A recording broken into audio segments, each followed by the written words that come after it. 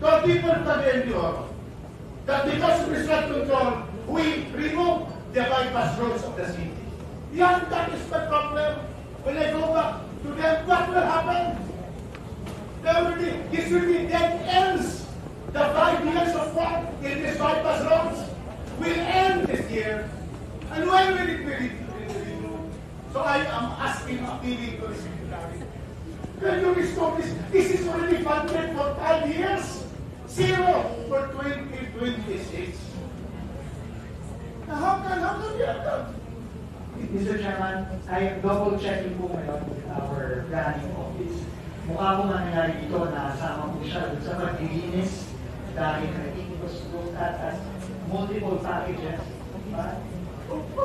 We will of course, it will be multiple packages because it's a very long cost. It is about 26 kilometers cost. The finish only, the first phase is finished in the season. It took us 9 years for it to finish. Because every year, dito, wala. Mr. Chairman, I was just discussing right now with the planning office. So we will find a way to restore this and work with the Committee on Operations to restore some that the lion's share of those were. Yes, that is our appeal. We appeal to the Secretary.